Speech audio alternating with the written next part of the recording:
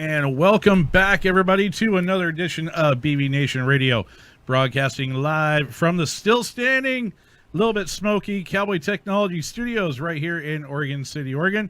As always, I'm your host, J-Dub, coming at you live with my co-host. First off, Miss Mariah, the sexy girlfriend. Oh, hey. Sexy girlfriend!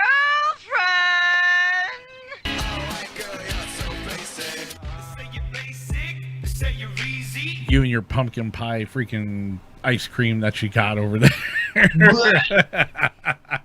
And as always, my fellow U.S. Army veteran, our outdoor expert, and my good buddy, the one and only, rocking his outstanding mustache, the dapper sapper, Mr. John Toole. A mustache, a mustache, a mustache, if you've only got a mustache. And as always, the man, the legend himself, behind the scenes, a high-tech redneck, good old Josh. As always, please remember, while you're here on our YouTube channel, be sure to go down, hit the subscribe button, and click on that little bell so you get the alert when we go live, as well as when we give you guys new content here on our channel. And be sure to check out our homepage of backwoodsvets.com, where you find anything and everything in relation to Backwoods Veterans Media and everything BB Nation. And be sure to head over to our Facebook page at facebook.com/backwoodsvets. Give us a like and a share over there, and be sure to check us out. Want to give a big shout out to our friends and sponsors up at Eric's Armory and ericsarmory.com for all your shooting, reloading, and tactical needs, whatever it may be, whether shopping in store up out of Sandy, Oregon, or online. Be sure to hit up our friends up at Eric's Armory and ericsarmory.com. And with that being said, speaking of those guys, be a little patient with them right now, because they're still trying to get things reorganized after all these fires up here in the Northwest. I know the shop itself was actually, I'm not 100% sure if they're still under level 2. I know they were up there for a while, but I still think they're a level 2 evacuation notice up there for the fires. But I believe they may be at a 1, if not all clear by now. Not sure. High Tech's getting verification on that. So, but yeah, either way, check them out, hit them up, and as soon as they can, they will definitely get you hooked up. So, with that being said, Oh, yes. Yes. Thank you for reminding me, Miss Mariah. Also, if you go to our webpage of backwoodsvets.com, we have a raffle going on. And all I can say is, BB Nation, I'm disappointed.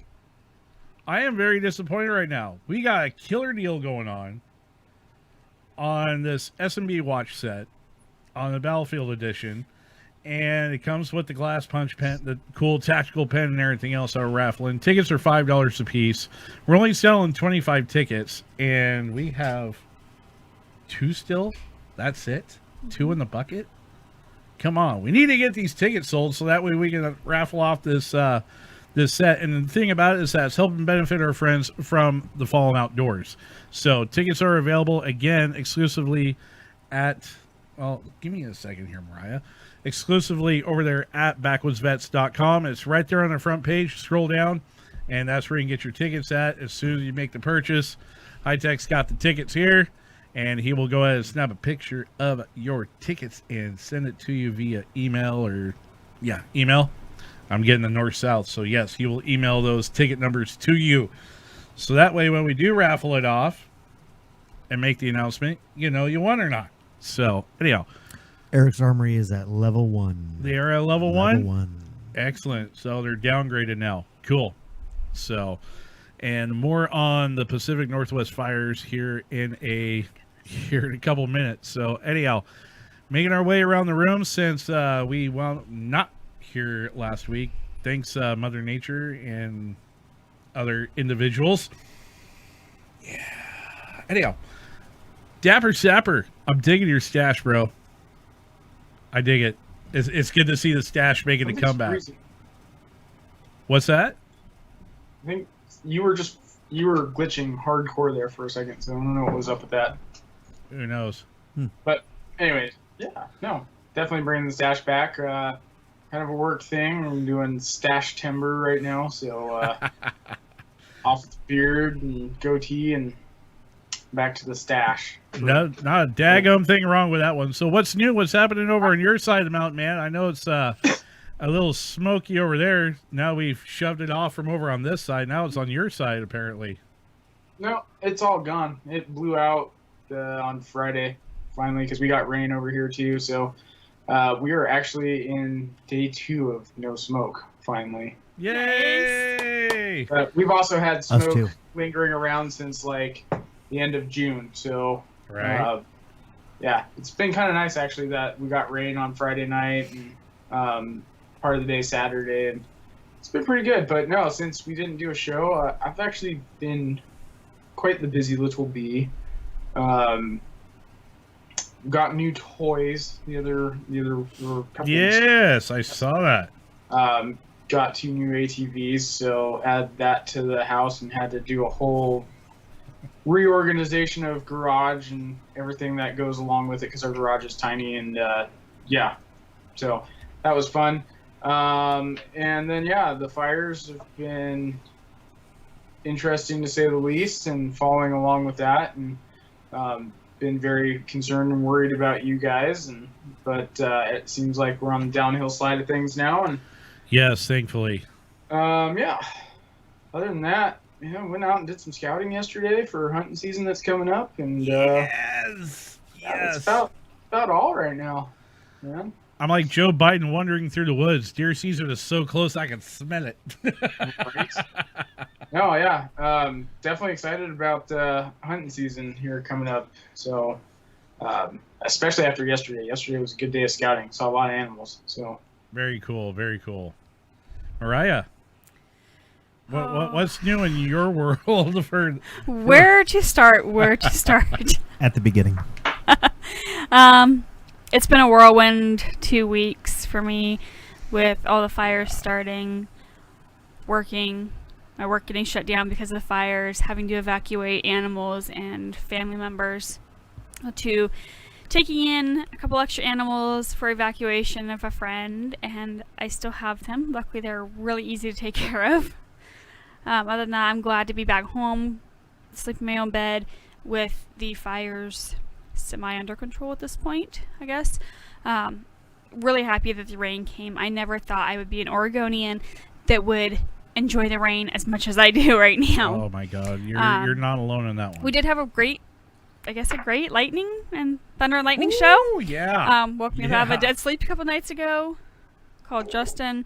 He didn't answer. Called him again. He answered. He's like, hello. At like 3 a.m. I was like, Thunder Buddy. And he's like, what? About then a big crash lights up. He's like, whoa, that's a bright one. Yeah, it was definitely a heck of a light show. That's for sure. It was. And the thunder was so loud with it. It was rattling the house.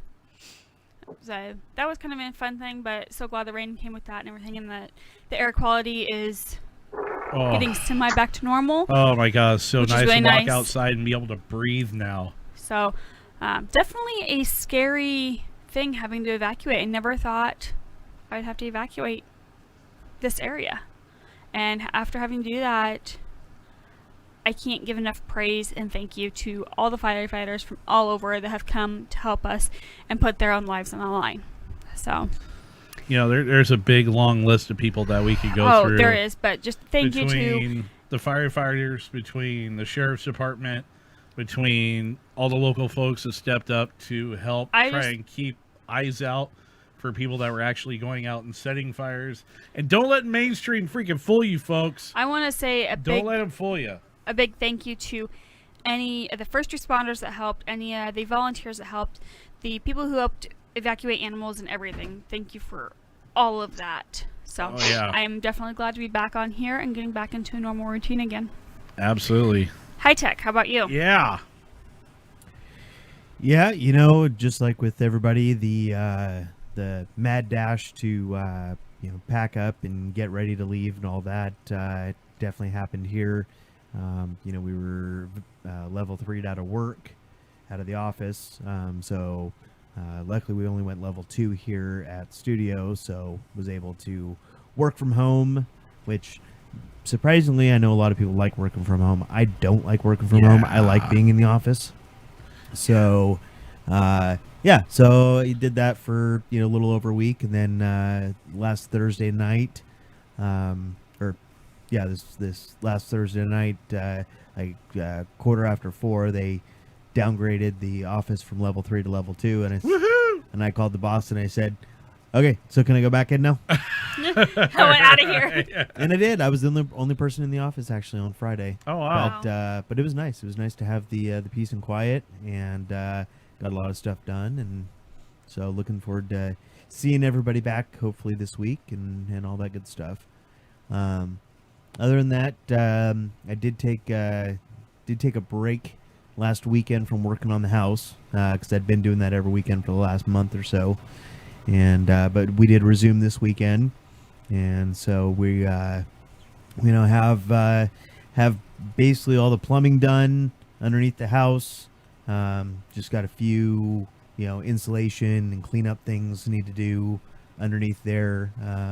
Put a vent in, and we're basically ready for walls and floors. Nice. So yeah, it's definitely been progressing. So I'm. My goal next weekend is walls and floors. There you go. Yeah. Yeah, the progress looks good, man. We were checking it out before when we showed up for pre-production and things like that. And yeah, dude, it was definitely come a long way from last time I walked in there and looked down. There was nothing but looking at dirt about 6 feet under the floor. It's kind of like, oh, wow. So. Yep. What's going on with you? Oh, dude, like everyone else here, it has been chaos over the last week and a half. I did the best I could all the way up to evacuations, with going on Facebook Live, putting up notices and updates with information for folks and everything else, not just for folks here, but to like our friends and family and followers throughout the country that, keep tabs on us and stuff.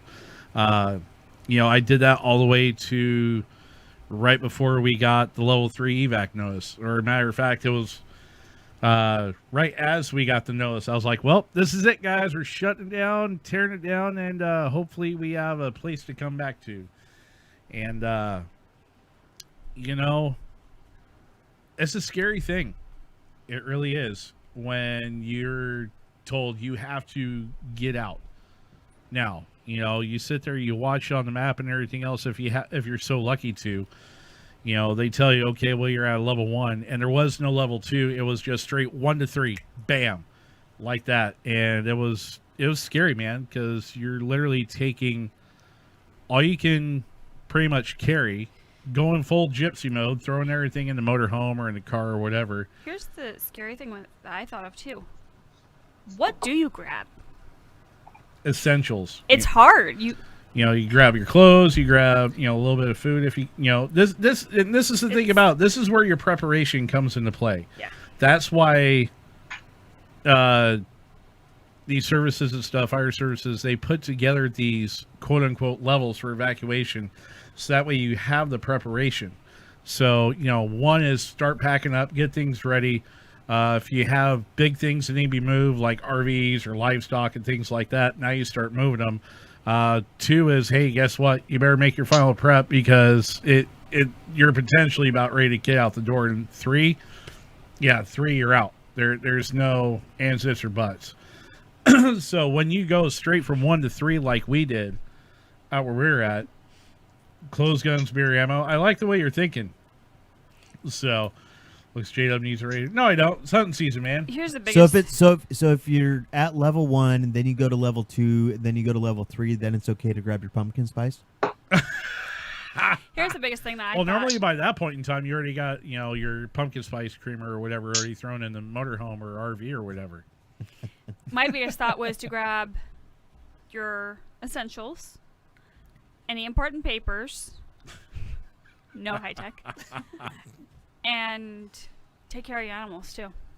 So, but it's scary when you wind up being thrown in that position where it's just, okay, guess what? Now you got to go, and you're leaving everything behind. You're leaving your entire world behind, minus what you can carry, and you're going, and you have no idea if you're gonna have something to come back to. So only thing you could do is just set up defensive measures in the meantime. Like we put a sprinkler. I went down to the hardware store, bought a larger sprinkler head that could actually shoot out about 40 to 60 feet. Put it in the middle. And John's like, yeah. Anyhow, but no, you take a sprinkler, you put it up on top of the roof, and it's going out completely all the way around the house. Shooting about 10, 15 feet out either side. So you're hoping, that you're able to make it. Jada, well, now you know what's in your bug out bag for next. Dude, I already had that figured out right out the gate. It was weird as I was driving out the driveway, looking back in my rearview mirror, going, am I going to see this again or not? Yep. That's a hard feeling. It really is. My parents were really awesome with it. And J-Dub and I actually split and went with each of our families because we're both able bodies. But now you're back together? Hey, buddy. And I'm... Yeah, it's crazy. It's totally a crazy feeling. There's no way to describe it. It is. So, but fortunately, we had friends because you went clear out to what? Amity? Is where you wound up going out? Where you wound up at? I ended up moving livestock 3 times in 4 days. I went from Malala to Beaver Creek to Canby, and then from Canby to Amity. And we wound up going from Beaver Creek out to a friend of ours' place, another radio operator here in the area. They're on the north side of Boring, almost in Gresham. I mean, literally right on the Clackamas County, Multnomah County line.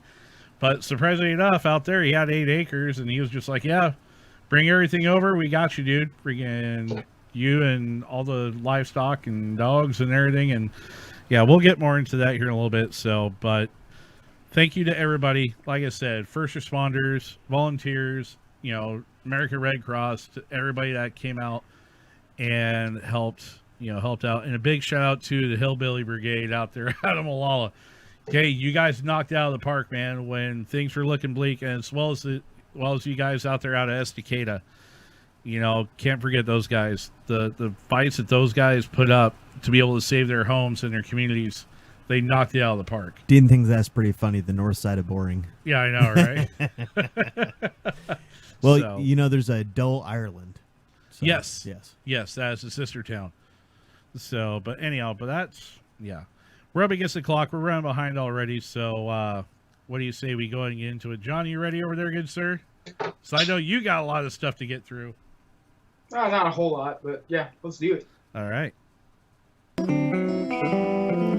This outdoor segment is brought to you in part by Eric's Armory. And now, for your outdoor segment host, Here's Johnny. How neat is that? That's pretty neat. Right here. Right here. All right, guys. Yes, it is indeed pretty neat. What's up, guys? It's good to have you all listening in again after our unexpected little 2-week hiatus. Yeah, so we got a few things to go over. First of all, normally I would start the spiel with, hit up Eric's Armory. I still want you guys to do that when they come back to work. Right now, the shop is closed. And if you check them out on Facebook, it says thusly as well. Be patient with them. They will come back soon. Eric does double duty as a volunteer firefighter, so be patient with them. They've been dealing with a lot lately, to say the least. But yeah, once they're back, definitely go hit up Eric's Armory, go check out what they can do for you. If you have orders in with them, also, please be patient with them. Absolutely be patient. And I say that with the most admiration for local dealers and stuff now because, yes, like the gun industry is insane right now. Anyways, with that, we'll get right into our first bit for the evening, which has to do with scouting because it's hunting season. So we're going to talk about hunting stuff today. Specifically, I had the opportunity over the weekend to go do a type of scouting that I've not really done before, which is I got to go scout on the back of an ATV, which is pretty fun. I'm not going to lie. You get to go into places that you can't normally drive or for lack thereof, it would take hours to hike into, which sometimes that's pretty cool too. But yeah, going out on the back of an ATV and roaming around the woods for hours and hours and hours is pretty cool, actually. Josh, Justin, Mariah, have you guys had the opportunity to get out either on ATVs or anything like that and go just roam in the backwoods for hours at a time? It's been a while. Yeah, I was gonna say in the past I used to I had a '96 Yamaha Warrior 350 that I used to run around with quite a bit, but I found that hauling that around and trying to haul a trailer or whatever else kind of didn't exactly jive together. So I ended up getting rid of the toys to have the travel trailer. Gotta get a toy hauler, dude. See, that's what I'm saying. They make toy haulers that are bigger than what you have. That I don't want bigger than what I have. What I have is already large enough, and that's not what she said. What? Oh, that is what she said. Yes, I have been out on ATVs before, and it's fun. You can cover a lot more ground, yeah. Hell yeah. and you can usually see a lot more critters. This is like by far one of the best investments that I've made in a long time. I think I'm stoked. But anyways, Josh, can you throw up the first picture? What? Haha. Yeah, so Katrina and I went out, which she's in the living room as per usual behind us. But we went out and we scouted out some of the area that the three of us are going to be hunting here. Mariah, are you coming out to hunt with us too? Unfortunately, probably not because I took a bunch of time off for my Nebraska trip. I might come over on a weekend or something, but we'll kind of have to play it by ear and see. Cool. Anyways, all right, cool. Well, so yeah, so this is out where we all recently did a scouting trip. Probably what was it, like 4 weeks ago? Start of August. Start of August, so like 6 weeks ago, something like that. Yeah, I guess it was. It was. Yeah. It was August 1st and 2nd. Yeah, so like There you go. 6 weeks ago, some craziness like that. God damn, that was a long time ago now. Time is flying. I know, Right. and deer hunting's only like Ridiculous. 2 weeks away. Oh, I know. I'm so excited. Don't Who get has me buck started. fever? I've got I just think Ed. hunting fever right now. Guilty. I got hunting fever. But anyways, so this is one of the areas that we were out scouting back in the beginning of August, and so Katrina and I finally were able to get a little bit more in depth to some of these areas and really take a hard look at some of the roads and some of the game trails that we found. And yeah, we spent pretty much all day yesterday out in the area that we're going to be hunting. One of the areas that we're going to be hunting for sure. Go ahead, next picture, Josh. So this is like one of the areas that I was so stoked about. It's a meadow that we found that well, it's not really a meadow. It's older, new growth, if that makes sense. It's very wide open. It's been well managed and well grazed. And see, that's what proper forest management looks like. Yeah, exactly. So the Ochoco National Forest is actually managed pretty well in some places. That's not to say that we don't have massive wildfires that we've been dealing with all summer as well. But anyways, yeah. So this area, we saw quite a few does in this area, and we saw one buck in this area, and their spot. You're really clipping. Excited, and I can't wait to get you guys. What's that? You saw what? You're Saw clipping a it bunch of now. does and one buck. Nice. Up in this Seen area, horns, by and- God. Oh yeah, horns is horns. I can't wait to get you guys up in this area. Honestly, like you guys are gonna shit. You're gonna shit bricks. You're gonna be happy as clams. Just Happy as a clam shitting a brick?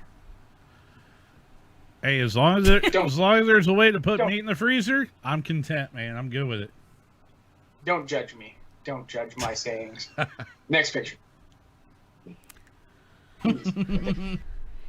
So yeah, so it's kind of hard to see in this picture, but like if you look at where I'm looking at in the direction, there's like a group of like 5 does there, and then we couldn't see one of them that potentially looked like it was probably a buck. But Oh, Yeah. yeah. Okay, I Like- see it now. every corner, it seemed like every time we turned a corner on a different road, we would run into a new group of deer. Like every time, or we'd catch up to the deer that we just spooked and they were bolting across another section of road. Like I haven't seen animal levels this good in the Ochoco's in quite some time. Like I was pretty stoked, and it honestly made me really sad that I wasn't bow hunting, because I would have filled my tag yesterday had I been bow hunting. I wish you could see high tech right You're now. getting the bow hunter salute from iTech right now. Thanks. But anyways, next picture. So this is one of the areas that we'll try to make it out to. This is right out by Round Mountain. Round Mountain, as you're looking the direction that I'm looking, where I took the picture, is out to the right. There's this huge valley below that is pretty well accessible, either on foot, quads, or by vehicle. There's actually a road down in the bottom of it that's pretty well drivable. And we saw animals everywhere. We saw sign everywhere. We saw fresh crap everywhere. We just, like, it was scouting paradise on Saturday. Like, I can't describe it enough other than that. It's pretty neat. And the weather was really good too. It was, obviously, as you can see, we were in the tail end of our storm cycle that happened yesterday. Not too often do you get all this neatness in one location. That's definitely a beaut. Yeah, it's definitely What a beaut. beaut this is. What a beaut. So, did not see any mountain cougars or humping bears or white goats. Definitely, there are bears out and about. A couple of my buddies that been hunting out in the John Day area filled their bear tags the other week, so good on them. Justin, make sure you have your fall turkey tag, because there are turkeys freaking everywhere. Yes. We saw so many turkeys, big ones too, especially over by Big Summit Prairie. We Big saw, ones, small ones. dude, Just change it for turkey. Future guns, all guns, stupid guns, unacceptable. Oh, So- stupid turkeys are acceptable. oh yeah, dude, bring your shotgun for sure, because there are turkeys everywhere out there, and I'm not joking. Like big, like we're talking like store size wild turkeys. Nice. Like, You're gonna Big need old something bigger than the trader oven or the motorhome oven. Right. Might have to do no, that shit we'll over throw the it on fire. spit over a fire if we can have fires by the time we get to hunting season. Right. We'll see. But 2 weeks. Good luck. Yeah, I know, right? We're gonna need a lot well, more we'll see what rain. the weather does. We'll see what the weather does. Anyways, so yeah, this is in that same area. This is kind of, I was glassing over some animals that I had seen moving over by Round Mountain across. That's the drainage I was telling you guys about. Yeah, just kind of glassing out some animals there. And like I said, we saw sign, we saw animals everywhere. It was best day scouting that I've had in a long time. So go ahead and hit the next. Myrna, your mom. Grouse? It's like, no. Gobblers. There we go. There's a closer up of that deer picture. Yeah. Yeah. So there's 4 does in that picture. The other rest of them had bolted, I guess. Katrina took this one. I was actually ahead and spooked these guys. They were all bedded down right there, and they decided to pop up after I went by, and Katrina stopped and was like, oh, there's deer there. Clicky click. Clickety click. Too bad it's not bangity bang bang bang. Right? And then me stoically scouting. Oh. No, it was a good day.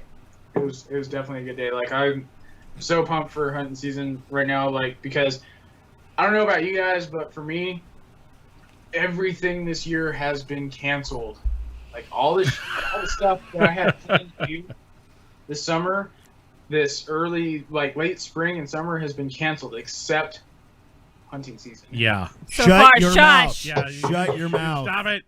Don't So- say another word. Right now. She's gonna hear you. I'm Right? gonna cut you off right there, John. You're done. She would end up getting murdered if she did anything like that. Like, that would be the last straw, I feel. Anyways, well, hopefully, praying to the gun gods, I get to go to SHOT Show. Praying to the gun gods. Canceled.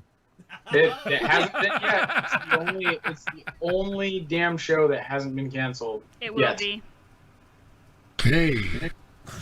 No, it won't be, because it's in January after the election. We'll see. So, anyways, next picture. I think that's the last one, isn't it? Is it the last one? It looks to be. All right. Yeah. That's it for scouting. Anyways, so yeah, dude, you guys, I'm so ecstatic and stoked for hunting season. See. Yeah, pretty darn tootin'. It's gonna be an interesting year for sure. However, I only get like 4 days back to back to actually hunt. Dean wants to know, isn't January impeachment season again? Isn't what? Dean? Dean wants to know if January is impeachment season again. Oh. God, I hope not. No, it won't be. We're just gonna be in civil war. Don't say that. Shh, John. You're cut off. I'll say what. No, fuck that. I will say whatever I want. Go ahead. Hey! I will say what I want. Why did you do that, Karen? Anyways, moving right along to the next story of the evening. So, this story actually kind of grinds my gears a little bit. Oh, so this man, story here we comes go. to us from GoHunt.com. Changes to Oregon archery and elk delayed for 2020 until 2022. Other changes in store for big game regs. So I was formerly an archery hunter, so this really kind of just irks me a bit. But anyways, so changes are coming for Oregon big game hunters. Last week, the Oregon Department of Fish and Wildlife announced it was moving forward with improvements, quote, because ODFW sucks, like improvements for upcoming big game season. The regulations are part of a multi-year process aimed at aligning regs with biological objectives for wildlife and preferences among hunters, according to the agency. Side note, if they were actually worried about preferences for hunters via the agency, they would actually listen to the goddamn hunters and not politicians in Salem. Anyways, please note that changes would switch Eastern Oregon archery elk to a controlled hunting only, and they have been postponed until 2022. So this year they were supposed to change the archery regulations here in Central Oregon and Eastern Oregon, which elk has always been a general hunt. They decided that they were going to change that and make archery all around for elk a controlled hunt. in Eastern Oregon, which is, in my opinion, and many of my friends that archery hunt, complete and total bullshit. The popularity of archery elk hunting in Eastern Oregon has led to significant management challenges in many wildlife management units. While these issues need to be addressed, based on hunter input received, we want to further refine the process or the proposed changes and collect additional information on archery hunter preferences around those changes and expand involvement across all hunters, said Nick Myatt, ODFW project lead for the review of big game regulations. ODFW does plan on proposing changes for 2022 Eastern Oregon archery elk season, but the proposals will likely be taken to the commission for consideration in 2021 at a time that does not overlap with archery season. Per ODFW, the following changes will be made or will be up for consideration during the commission's September 11th. Legal weapon season will be moved to improve hunt quality, which means 2021 it will now run from 6 to 12 November. This change eliminated the 7-day break between general deer season and this season in the Cascade Buck area. There will be controlled archery deer hunting in Eastern Oregon for 2021 with tag limits. Because of a decline in mule deer populations, Western Oregon archery deer hunting will still remain a general season. Crossbows will only be allowed during any legal weapon season. I think you fuck. For more details for the proposed changes, blah, blah, blah, go to odfw.com. End of article. So, yeah, a couple issues that hunters have with this, and I find it amusing that the reason why this is delayed is because they want to ensure that all hunters are being heard. The hunters are basically telling ODFW that you guys are full of crap and you're not listening to us because we're telling you that you need to do better at predator management, not deer and elk management. You need to be better at predator management in Eastern and Central Oregon areas. Hey, John, let me pop in here for a second. Did I hear you and read right? Crossbows will be allowed during any legal weapon season? Correct. So they are allowing crossbows also with this whole thing. Yeah, that's if you're lucky enough to get a deer tag or an elk tag now for any legal weapon season is different than archery, but the focus of this article is archery. I'm buying a crossbow. Yes. And it's the shit thing of it is that, you know, general archery is a great season. I've hunted it for a long time and it's going to go away. Just like, you know, the West Cascade hunt went away and became a controlled hunt. I found out we got actually really lucky to get that hunt for elk season this year, you guys, because there weren't that many tags for it. Well, it wasn't just that there was that many tags for it. It's the fact that not that many people applied for it. Right. Which is kind of crazy. But yeah. Not many people applied for it because not many people thought they were going to get it. And from what I have really good luck in new hunts and drawing the first year. Obviously. Hey, all I can say is, shh, you're going to curse yourself. What? It was the first year for a hunt this year. And we drew it. And remember when the was it Miami Foley 4? Yes. Remember that one that's like December 15th through May 31st or whatever? And I drew it the first year they had it. Yeah, that was the one that went from December 1st to March 15th. Yeah, that's what it was. Yeah. Yep. Yeah. Yeah, I drew that one as well that year too. We were like, yes. Yeah, no, you know, it's great. Like, I'm glad we got that tag.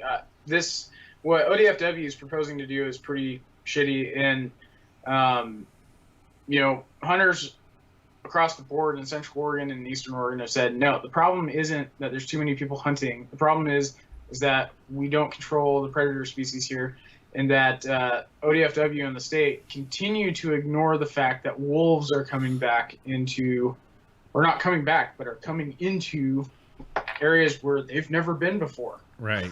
You know. We've never had wolves in the Ochocos before, and since, you know, they started recording history in the Ochocos and hunting history and, you know, predatory biological species history in the Ochocos, and there are wolves in the Ochocos now. Yes. But ODFW and the state refused to acknowledge that. They say, no, it's not possible. No, Oh, you're it is mistaken. very possible. No, it's very possible. Like, I've had friends, well, one friend in particular who had their dog attacked by a freaking wolf, and the vet confirmed it. Like, you know, it's pretty silly. And Well, take a look at the trek that OR7 made that they tracked forever. He went, from the northeastern part of the state, went clear down into the Northern California Sierra Nevadas, and came back up into the cat. That's one wolf. One wolf. I'm not going to throw names or anything out there, but I know of people personally, like I personally know them and everything, that have actual photos of wolves. Yeah.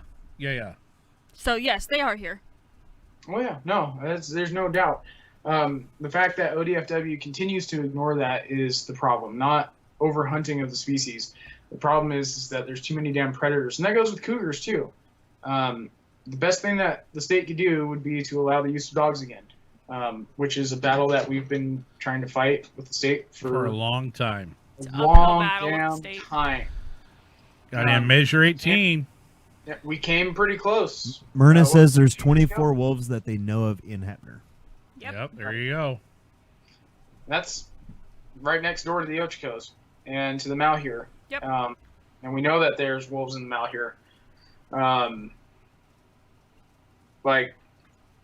It's absolutely ridiculous. So, but for ODFW to say, oh, we're gonna take, archery season and make it a draw unit for elk and deer across the board, that essentially there will be no more general season in Central Oregon and Eastern Oregon anymore. Welcome to our lives, bow hunters. Ha ha.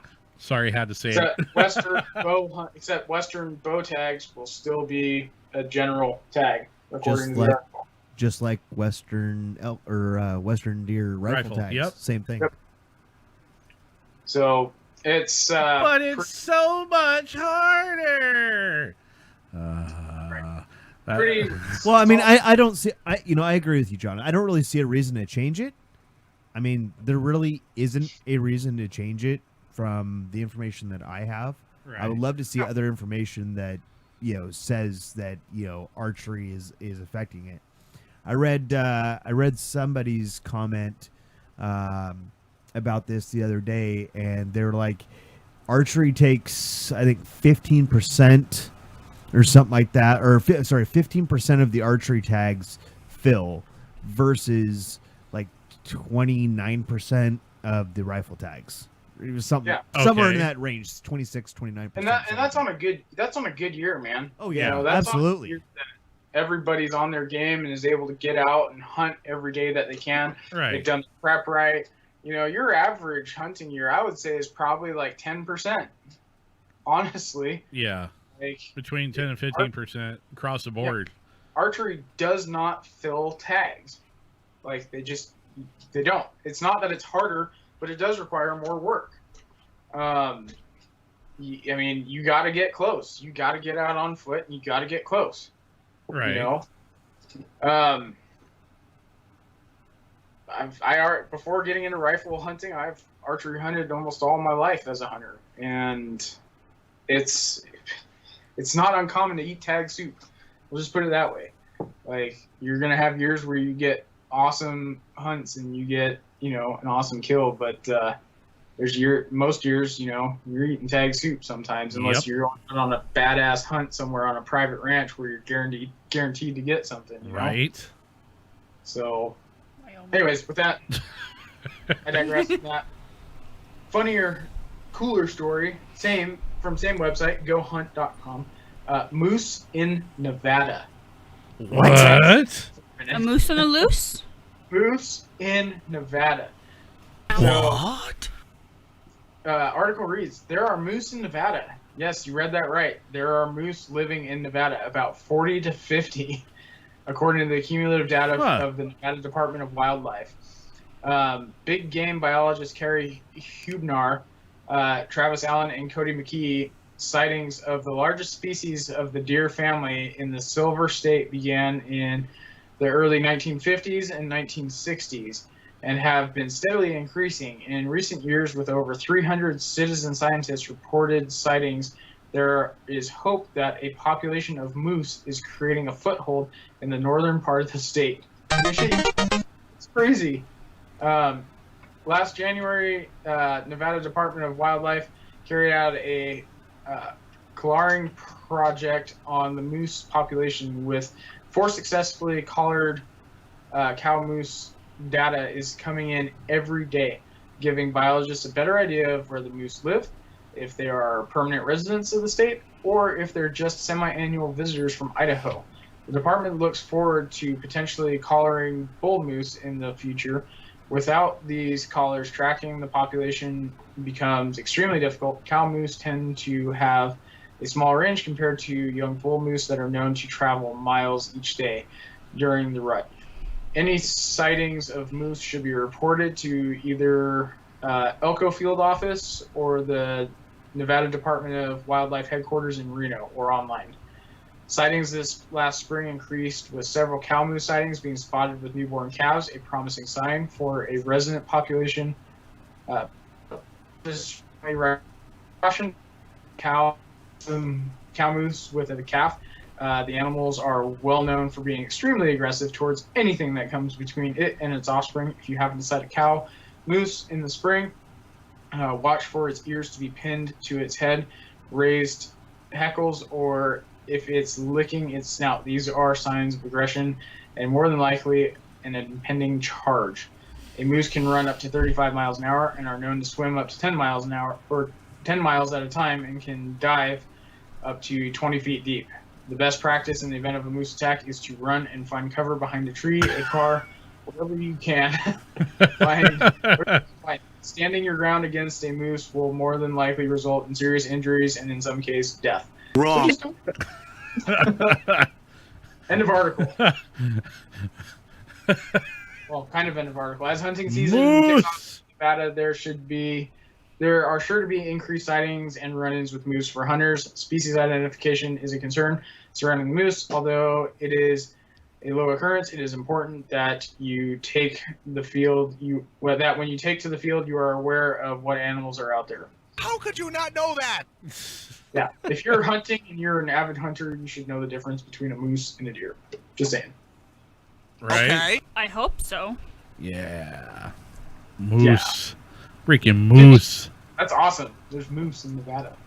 I just know one other thing with moose is if you are out on horseback and you are riding a mare, make sure she's not in heat, because that scent will attract moose. Oh my. Hey, Mariah, what's the plural of moose? Moose. Yes. Good job. Good job. Meese. Yay. It should be Meese. meese. Well, I mean, you got gooses, so why not meeses? Mooses. Gooses and mooses. Mooses and mooses. Oh, dude, this is cool though. I mean, you got Canada gooses, so why not have Canada mooses? Right? Nevada mooses. Silver State mooses. That's, dude. Silver that State makes me mooses. excited. Like, I want them to come to Oregon now, like, so that we can get. We a big have population. mooses here. Maybe one day hunt them. Yeah, there's. I want to- We Oh. have mooses here. I was gonna say they're moose. We have moose here. No, I'm going full letter, Kenny. We got mooses. Goodness. We got mooses here. Well, we don't have mooses enough to hunt. I would concur with that statement. I want moose. I want lots of moose. Right? Anyways, Can't that is confirm. all I have for this outdoor segment, you guys. All right. Again, guys, be patient with Eric Montgomery. They will be back. I promise you. They promise you. Like, they will be back. Just be patient. If you have orders in with them, be patient. They are coming back. They're dealing with a lot right now. Same thing with the gun industry as a whole. I work in the industry now, and I'll tell you what, I've learned a lot in my short time so far. And one thing is, man, people are entitled. The sense of entitlement is absolutely incredible. Guys, y'all need to chill out. The gun industry is not going anywhere. I'll tell you that right now. If it was going anywhere, Obama and Biden had 8 years to do it before. Why didn't they do it? It's a good question to think about. So, anyways, Oh my God! So whoever Yes! Bullet Smith is says, John, I'm guessing it's probably Jesse. He says, John, I'm sending you a TFO hat. Can you burn that Patagonia crap? Nope. And you know what? A lot of my coworkers love and wear Patagonia too, so kiss my ass. Basic Central Oregon bros. Yep. Cool with me. I am what I am, man. It's all good. Anyways, so, yeah, guys, be patient with them. Be patient with the rest of the gun industry. It is crazy out there right now. We're dealing with 2020. That's all I can say. Right? Oh my God. It's insane. With that, I will hand it back to you, J-Dub. Alrighty. Well, thank you, good sir, for that outdoor segment. And now it is time to move into our next one with Pop's Takes. Hit it there, High Tech.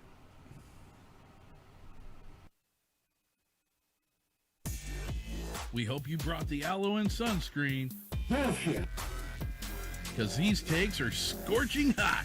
Now, get ready for some raw, You want it raw? gritty, and unfiltered takes from the old man, Don himself. She can't say the truth because if it does, it makes her look like an idiot. Because that's what she is. These are Pop's Takes, right here on BB Nation Radio. Bullshit.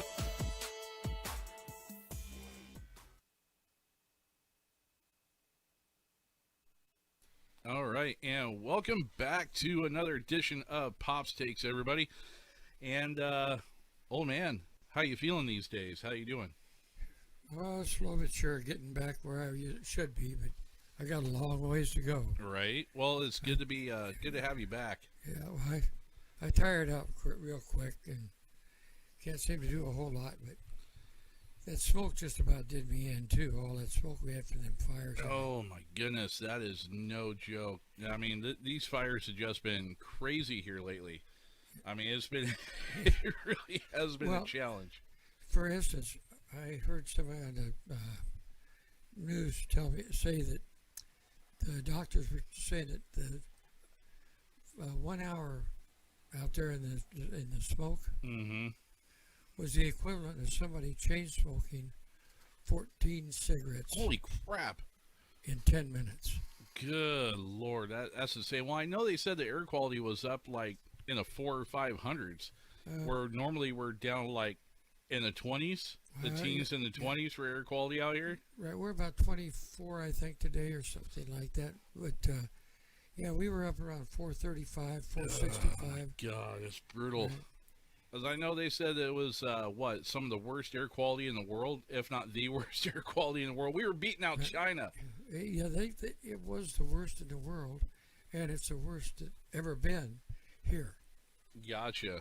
We've never had anything like that. I mean, it was unbelievable how bad it was. And you know, all you gotta do is remember something about how these fires are, how bad they are. Do you remember when we were up elk hunting last year, and you guys tried to go through that area up there behind camp there, across the creek?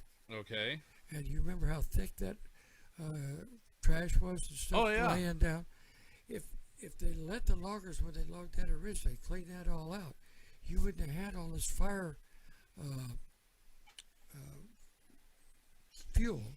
Right. You would have had the fuel for all this fire, so you wouldn't have had all these fires. Exactly. But they environmentalists have done more to destroy the forest and our environment than anything or anybody in time. Right. Hey, Pops, I'm gonna have you talking to the face of the microphone. Oh, this way? Whoa, there you go. Okay. Yeah. Yes, I was talking through the top of it, but you get what I'm saying though about how bad that they let the forest get. Right? You remember when you was a kid walking down from one road down to camp, up on Crawford down to camp, and you remember how clear underneath the underbrush was. And oh yeah, because they actually were able to maintain and manage it like they should have. And there was all kinds of feed in there for the animals. Yep. So you know, well, they just not just so much as a feed for the animals, but there was also a lot of a lot of the underbrush was cleared out and everything else, so you didn't have so much fuel for these fires to just sweep through and take off like what we've seen, especially over the last week and a half out here. Yeah. You know, they keep talking about this is all because of climate change. Well, it's not because of climate change. I've seen the climate over the years, and I've been around a few, and I've seen them go up and down, up and down. One year, we'll have a lot of snow and ice and cold, and somebody else, north or south of us, will have the nicer weather like we used to have. Yeah. And then the next year, it just rotates. Yeah. It's a cycle. And, you know, I think one of the things that affected the timeline on some of this stuff was when the Earth got knocked off its axis. If you remember, was it 2.5 degrees? Oh, yeah. Yeah, when they had that earthquake over in Japan. Yeah. When you think about that, and it's knocked off 2.5 degrees from where it used to be, now where does that put on the axis and on the equator? Where does that put it? It moves everything. Exactly. It's basic science. So there's your science. There's your climate change. Yeah, right exactly. There. But these idiots, they're trying to use whatever they can to get their own agenda, and they don't know what they're talking about. Right. And so they're just destroying the forest. They're destroying our livelihoods. I don't know how more to put it. I mean, it's ridiculous. No, you pretty much nailed it on the head. So, and speaking of things with the forest and everything else, one thing that is coming up here very soon, as you can tell in our lovely backdrop here, hunting season is upon us. Right, it's coming up quick. Oh, man. Getting anxious, are you? Oh, dude, you have no idea. Well, actually, you probably do, but it's, it's definitely gonna be an interesting year this year, and especially when a lot of the areas where a lot of folks are going hunting at are now burned out. Unfortunately, at least out here in the Pacific Northwest, they are. Yeah, exactly. They definitely are. Your cousin he's ran into problems with his bow hunting and stuff because he's lost the areas to hunt from the fires and stuff where he was going to go. Mm-hmm. And so he's been going back down to where we all started off down there at the coast. Yeah. Where it's not ablaze right now. I got to tell you, my grandkids, they start early. He was like 2 or 3 weeks old the first time he went on a hunting trip. Something like that, yeah. Yeah, it was, actually, I think it was about 8 weeks, 6 to 8 weeks. But he was just a baby when he went the first time to go hunting. Wow, where does that sound familiar? Thinking there was another kid that was about 4 months old when their first time out in the woods going to hunting camp. Oh, wait, yeah, right here. Yeah. Your aunt, Dunny, she was out there following me around when she was 3 or 4 years old, 5 years old. And I'll tell you what, that little girl had better eyes for hunting or finding animals than I did. Right. And mine were pretty good. Exactly. So now, just out of curiosity, dealing with all these fires and stuff, I know there's a lot of guys that are still going to be going to, where these areas, the edge of the areas that have been burned out and stuff, that borderline where you're still going to have, yes, there's a lot of burned out area, but there's still a lot of forest and everything else that hasn't been burned where there's still feed and everything else available. Right. Do you think that there's going to be any chance of success for those folks that are going to be going out there? I would say it's going to be maybe a 10% chance. You think so? Yeah, it's going to take a while before the animals start coming close to that burn area. That ash and smoke bothers them just as much as it does the people. Absolutely. And they're going to be slow in coming back in there. If you remember when we had that burn up there by the North Fork Reservoir here a few years ago. Yeah, the Pit 36 fire. Right. Which, by the way, also just went up again with the Riverside fire. Right. But then it burned all the underbrush out and everything, and the trees were scorched and stuff up about, probably 25 to 30% up, some of them a little more. But it took a good year and a half. Well, that was about several months before hunting season. And right. So then, not that year, but the following year, they started moving back into the area a little bit. Food for thought. And the area where you kids had your first hunting trip and stuff, they're just the herds are just starting to come back there. So, I've noticed, yes. I know that over the years, there just has been a lot of like the deer.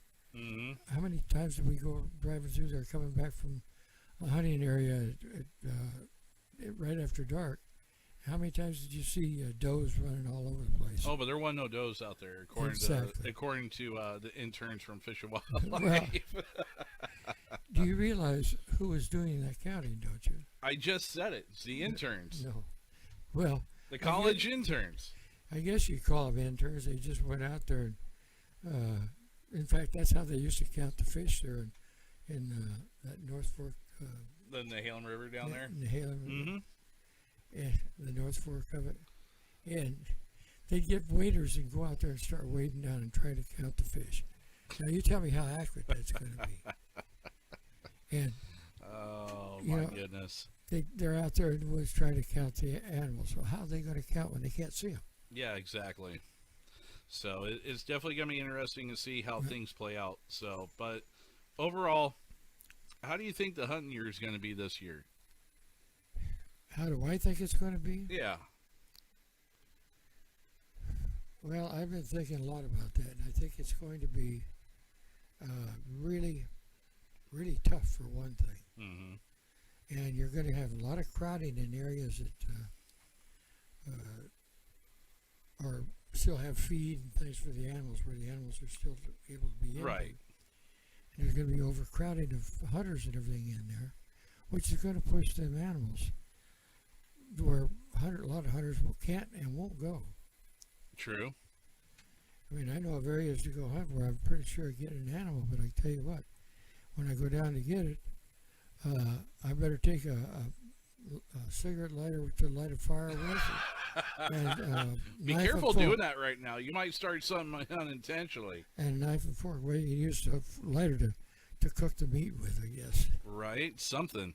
But yeah, it's so deep in there that it's to pack an animal out of that area where I'm thinking of. Mm-hmm. You would have to start at on Sunday and hope you get done by Sunday again. Right. The following Sunday. You're going to make a lot of trips and take in small amounts because it's going to be. Now you're talking down the Oregon coast, right? Right. Okay, gotcha. But what do you think of the east side this year? I think it's going to be overcrowded. Well, it can't be overcrowded because your tags have all been issued by draw. Correct. And they only gave out so many. Right. But I think that the area, the hunters won't be spread out like they normally would be. Mm-hmm. I think you're going to find them one on top of another because there's only certain areas that you're going to be able to get into to find an animal. Well, we'll just have to wait and see. So I know John actually, he's got a report this week, which is going to be covered earlier in this episode here. Talking about, he's doing a scouting report and things like that in regards to, with how that stuff is going. So should be interesting to see how it all plays out. So anyhow, Pops. Yeah. I was wondering if he was going to be able to get out there and do a little scouting around first.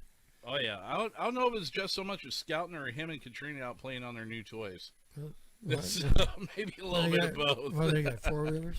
Yeah, they just got a new set of quads here not too long ago. So anyhow, Pops, thank you once again. We're going to have to wrap this up and look forward to next week. All right. Well, have a good week now, you guys. So, and, God bless. All right. We'll talk to you guys here later on, right here on Pop Steaks.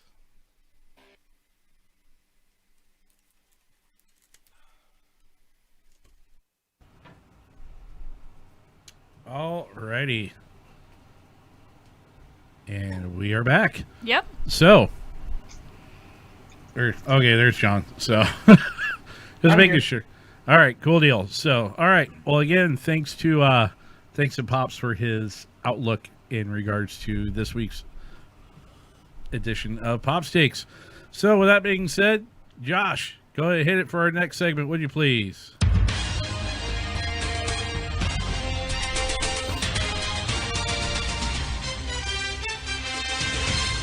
All right, so this first one is actually from Oregon Public Broadcasting, and this is kind of an update of where things are at with the wildfires and stuff here in the state of Oregon.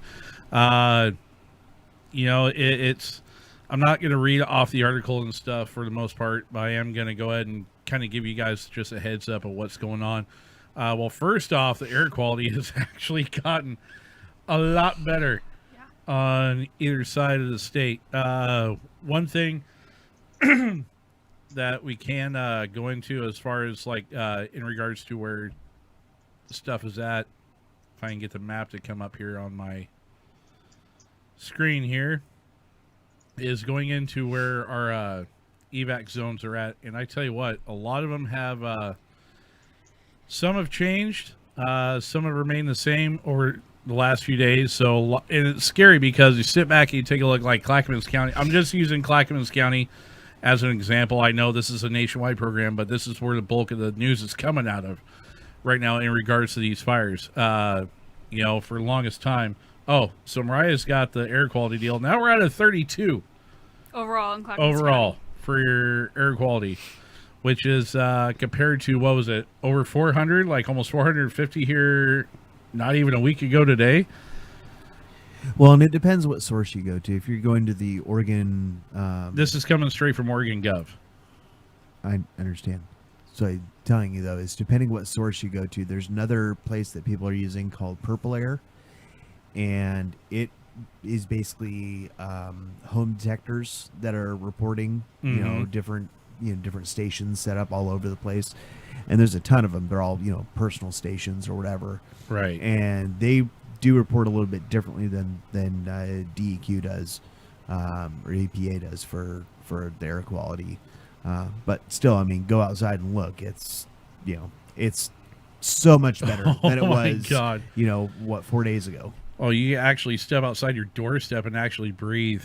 And I tell you what, those rains that we got here the other night, oh, that was a game changer. Let me tell you, because, I mean, it was still really smoky up until, as they were backing off the evacuation zones and things like that. The smoke was slowly starting to get better, but those rains, those storms that blew through, and I'm not going to lie, John, you can attest, after spending time down around Georgia and Florida, South Carolina, down in that area, or even back in Missouri, you take a look at some of the thunderstorms that have blown through there. And this group of storms that we have blow through over here on the west side of the state, I would put them on par with a summertime thunderstorm down there out of Georgia. I would put it on par with that. I mean, just with the amount of lightning and thunder, and then the immense amount of rain that came with it. There were reports that were coming into in the news where there were places that were getting up to 1.5 inches of rain in just under a half hour. Mm-hmm. Which, if you think about that, Canby was like that. Yeah, that Canby's a prime example of it. It was just an immense amount. Malala was another place that had it. Scotts Mills, which needed it very badly because they had a Riverside fire knocking on their back door. No pun intended. Beachy Creek. The Beachy Creek fire. Thank you, not Riverside. That one was Estacada. But seriously, though, I mean, it's, one thing that is good news, though, where your family's at, your grandparents out there in Colton, they're still a level 2 now. Yes, they are, but they're back home right now. They were gone out of their house for almost 2 weeks. And they were caught kind of in the middle because you had the Unger fire that was going on one side of Highway 211. Mm-hmm. Just north of them. Yep. And then coming up from the south of them was the southwestern or the central edge of the Riverside fire. Yep. So, yeah, they were kind of stuck in the middle there and it wasn't looking good. But, it's a couple miles from their place. Pretty much everything east of 213, Highway 213 to Henrici Road, pretty much all the way up to the county line, 224. That whole area is now back to level 1. Everything to the west is all clear now. So there's still some areas around where they had the Dowdy fire incident, just southeast of Estacada. That whole area, the Clackamas River corridor, which is pretty much gone, pretty much all burned up. A lot of that area is still under level 3, which is kind of crazy because if you take a look at part of where Beachy Creek and the Riverside, the northwestern edge of Beachy Creek and the southwestern edge of the Riverside, there's one point where they're only a couple miles apart. They're a mile apart. Is it exactly a mile apart? Yeah, it's about a mile apart.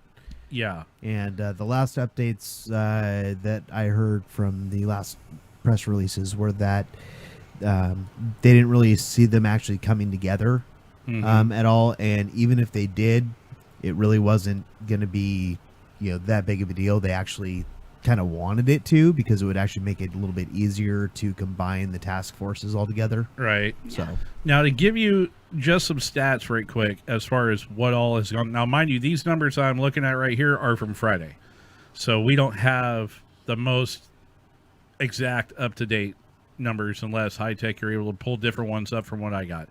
So the depends big what ones you're talking about. Huh? The containment levels?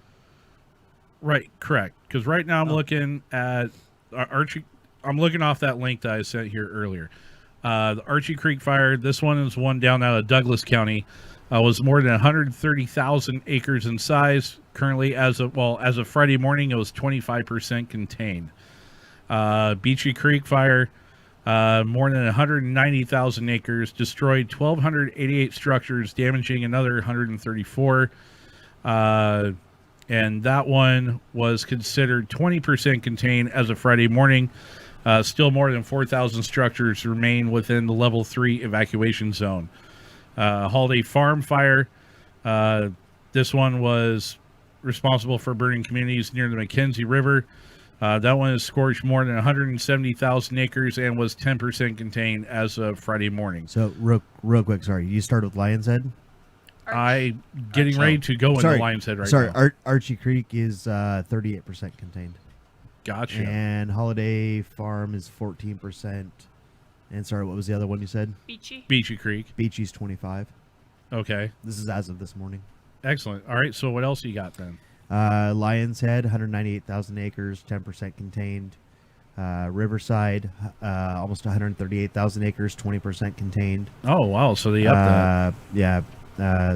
Bratton fire, 49% contained at about 47,500. Slater, 42,500, 18% contained. Obenchain, about 32 and a little over 32 and a half, 55% contained. 242, about 14 and a half, 64%, and Thielsen 9,700 at 22% containment. Gotcha.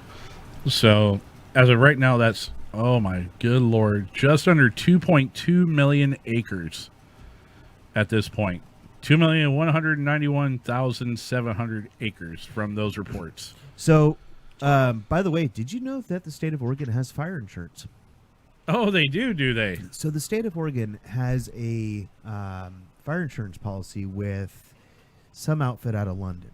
The only state in the U.S. that has this insurance. And essentially what it is it has changed in recent years, but the current policy basically states that if the costs of the fires for the year annually go over $50 million, the next $25 million is paid for by the insurance company. Oh, I have a feeling somebody's going to be paying out. Oh, they already said they are. Yeah, they've already acknowledged. They're going to have so over the course of time, I found this really interesting because I never even knew about this fire insurance deal. Yeah, that's and new. So what it is they have actually paid out more. The insurance companies paid out more to the state of Oregon than the state of Oregon has paid in premiums. So that's always a good thing, for the taxpayers here. Duly noted. So yeah, thought you'd like to know that. And it's amazing to see. And the thing about with all these fires, it's just amazing to see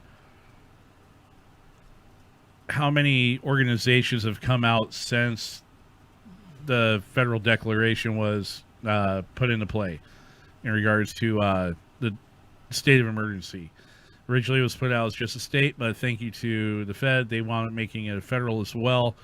So, I mean, it's excuse me, it's crazy to think of all the organizations that have come together. We got a big one, big fire camp that's still set up right down the street over here at Clackamas Community College. Yep.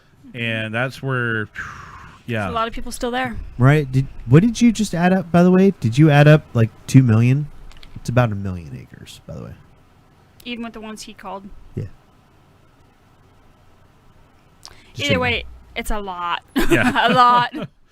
So anyhow, but yeah, so no, that's still quite a bit. But to see just how the communities have come together, it is crazy because there were a lot of folks that were originally told to evacuate, and a lot of folks were just like, no, we're sticking it out. This is our home. This is our livelihood. These are our lives. We're gonna do what we got to do to keep these, keep what we have and keep it standing. And just with what the effort that was put forth, I mean, it was just absolutely insane to see. So Myrna says they should have jumped on these fires when they were first reported. Yeah, so, like Beachy Creek as a prime example. So one of the huge issues is staffing and manpower, and unfortunately, within the state, we just don't have enough resources within the state. Look at, so I listen to the fire and police scanner all the time, constantly. I mean, right. I have 4 of them, so I listen all the time. And I was listening when the Unger Road fire came out. And so they dispatched the Unger Road fire. There was no units available in the county to handle it. And they had already called in mutual aid from other counties to be helping with what they were already on, because they were on the RSG fire at that point in time, and, right, and others. So when that fire came out, they couldn't get to it. They finished up, or at least got another fire to a point where they could leave it. They sent 2 trucks. That was it. And I think one of them was a battalion commander, and then the other one was an engine. And they sent that over to Unger, but there's no way that only 2 of them were going to be able to control it. There was no way. So all they were doing was trying to protect structure. And that's what the entire thing boiled down to, is basically all of the county crews and city crews and all that kind of stuff were just essentially doing structure protection. They were trying to prevent as many structures and losses of life as possible. Right. Which was essentially the mission as Incident Command took over as well, when they, in forestry and everybody else. Well, at that point in time, because everything had gotten so out of control. Well, when they were taking over, they still didn't have people coming in from outside the state. It was still only state resources. Right. So then once they were able to start bringing in, more resources and stuff like that, and, and get more people on these fires, then they can actually start doing containment lines and start pushing these fire lines and all that kind of stuff. Right. So with so many fires going on around the state, I mean, what do we have for these fire? 1, 2, 3, 4, 5, 6, 7, 8, 9. Yeah, there's 10 a lot of them. Actives. These are 10 actives. This doesn't count what they've already put out. Right. Here's my question. Oh, sorry, Mariah. Go ahead. You have something. Hold on a second. Hold on. Can the dude that fought fire for almost 10 years with the federal agency actually? Right. Yeah. Yes. We'll get. I'm planning on getting to you on this one here in just a second. Right. I had something I was gonna ask you about here in just a second, but Mariah, you go ahead. The thing with them getting on them as soon as they started, some of these fires I've heard in different news articles, everything started back in August, and they knew about them, and they didn't jump on them when they were small. That's what. And that brings me to my question. It's like, as a prime example, Beachy Creek. Yes. I sat there. I watched it because that's one I was watching closely. I was like, dude, that one gets out of hand. That's going to get ugly. And for the longest time, it was at I want to say for almost a week and a half, almost 2 weeks. It was sitting there about 10, 20, maybe 30 acres. And then all of a sudden, we had these east winds come in. This wind event that we had here that kicked all this, that just blew all this up. It fueled the fires. And it took off from there. Now, John, my question to you, and here's one more point I want to point out too, was that, now correct me if I'm wrong, but that part where Beachy Creek started, was that National Forest or State Forest? It's national. It's in Detroit Ranger District. Okay, so then that falls in line with something I heard. Now, I can neither deny nor confirm this report, but apparently something was put out that state crews were there on site for the Beachy Creek, but because it was national forest, the governor had them pulled back and said, this is a national forest, this is what they need to take care of. And then we had the winds come through, and that whipped everything up. John, kind of get some insight from you on that one. All right. So first of all, I know a lot of actual federal firefighters that have been on Beachy Creek for since the get-go. One of my buddies that I was actually on the hot shot crew with lost his home, and they lost the district ranger station in Detroit. So first of all, my heart goes out to him and the rest of his coworkers because it's pretty tragic. So with Myrna's comment on why didn't they get on this fire sooner, to Josh's point, there aren't any resources on the federal side right now. Even back when Beachy first started, we've been in National PO Level 5 since July. So to give you an idea of what that means, National PO level on the federal scale, so we're talking the big agencies such as the Forest Service, the National Park Service, the BLM, and whatnot, essentially, are tapped out right now.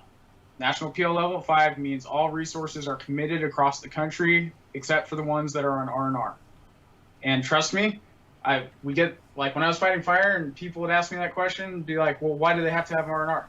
Because we just worked for 21 days straight without a break. Yeah. Okay? That's why. And then we get 2 days after 14, and you get 3 days after 21 days. Right now, people aren't getting a break. Okay? So it's easy to sit and point the finger at the federal agencies and the federal land management agencies and say, this is your fault. It's not. No. We don't have manpower.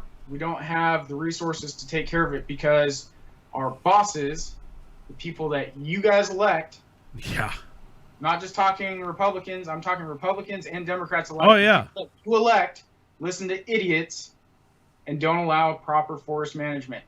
Beachy Creek. The reason that fire got the way it did, they were attempting to perform what's called a wildland use fire. So we use fire to manage the forest ecosystem at times. The Willamette National Forest has been in dire need of fire to be reintroduced into the ecosystem for a long damn time. Well, it definitely got it. The reason why this fire went the way that it did is because we have listened to the people, and that's in the Forest Service's motto, actually. We're caring for the land and serving the people. That is one of our mottos. So the people tell us their wishes. If the majority says, we want you to take immediate suppression action on all fires, guess what? We've done that for the last almost 70 years. It is biting us in the ass actively every year now. It is not due to climate change. It's not due to any of that. Talk to any firefighter about it. Yeah. They will tell you the exact same thing that I am.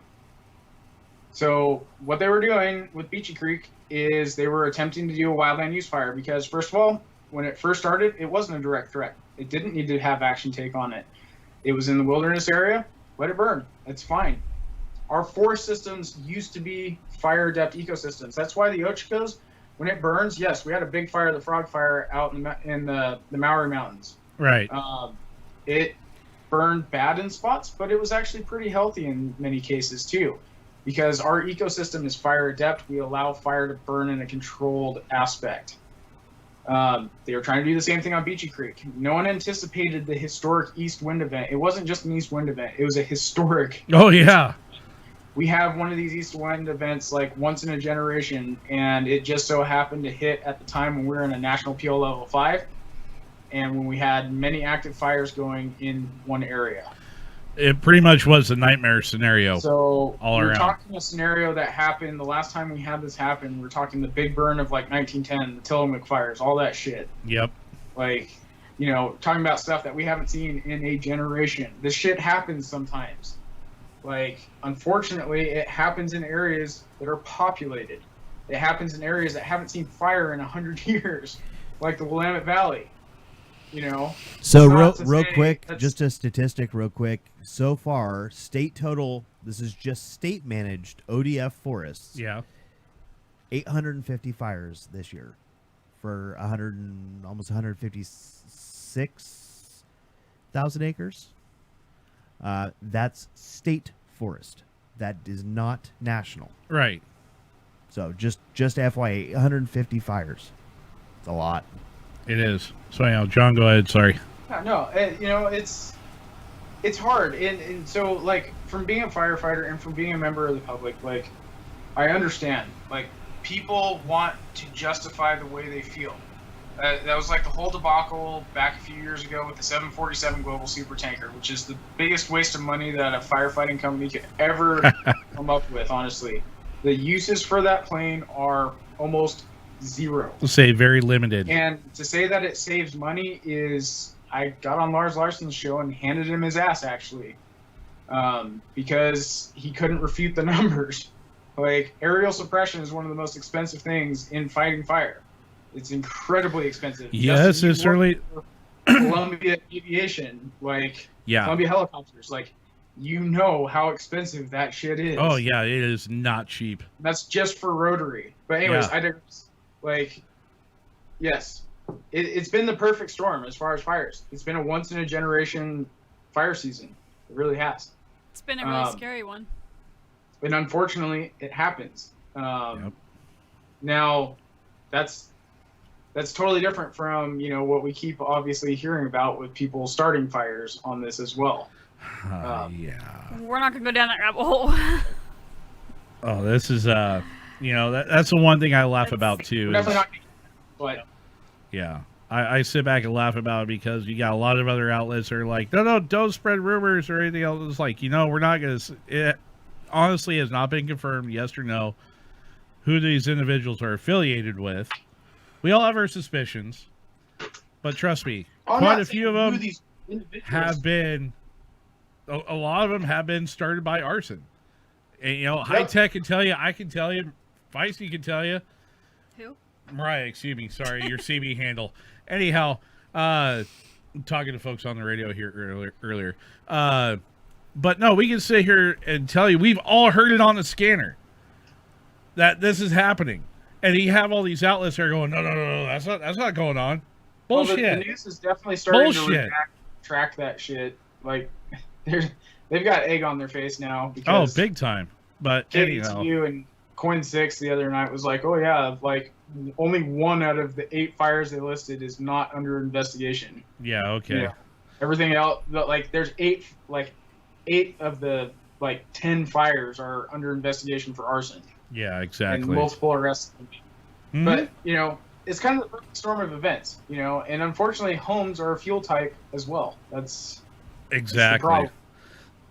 So, well, John, anyways, that's my piece. Yeah, no, you're good, brother. You're good. So, unfortunately, we are up against the clock, so we're going to go ahead and, we're running kind of long here this week, but we are still going to get through. So, I did have a story in the chute. We'll hit that one next week. Yep. So, other than that, wrap it up with Dummy of the Week. I'll spell it for you. D-U-M-M-Y. Shut up, dummy. You big dummy. For every man, there's a woman. And for every dummy, there's a dummy. Dummy. And now, your Dummy of the Week on BV Nation Radio.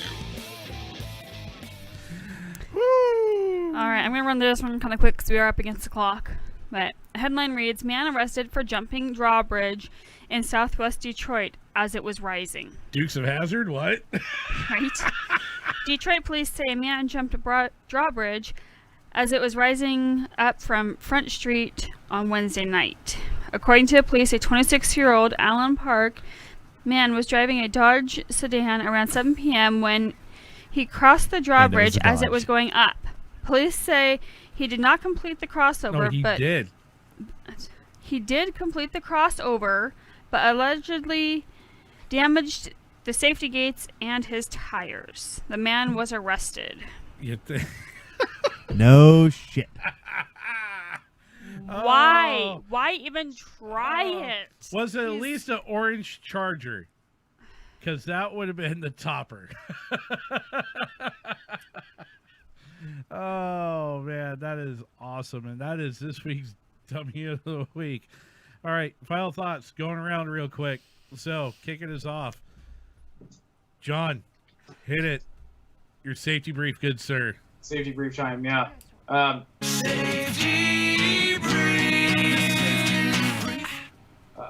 Don't mess with the wildlife. If you're gonna mess with the wildlife, have a plan. Don't start fires. Actually, you know what? I really don't have a funny safety brief because it's kind of, if you're going out in the woods, just, be safe, guys. There is a pretty much all-inclusive ban on any kind of fire right now in the woods. If you are that stupid, you deserve to go to jail for a long time. Just don't do it right now. Take a space heater, take something that's gonna not start the woods on fire. And with that, if you need help, reach out, and we're always here. Reach out, and have a good rest of your week, guys. All right, Mariah. Be safe out there. If you have family or friends that are still evacuated from the fires in Oregon or anywhere, please check in with them if you can and everything. Offer a helping hand, see what you can do. Sometimes lending an ear for them to vent to helps out a lot. Other than that, take care of yourself and stay safe. All right, iTech. Ditto. There you go. All right, guys, thank you all so much for tuning in. We do appreciate it. Thank you guys so much for having us back. It's definitely been a rough couple weeks. So, again, I will talk to you guys on Tuesday night as the Fence Line Country makes its return over there on Spreaker. And in the meantime, have a great week, everybody. Take care. Love you guys. And we will talk to you all again here soon, right back here on BV Nation Radio next weekend. In the meantime, we out. We gone. Bye-bye. This has been another episode of BV Nation Radio here on Backwoods Veterans Media.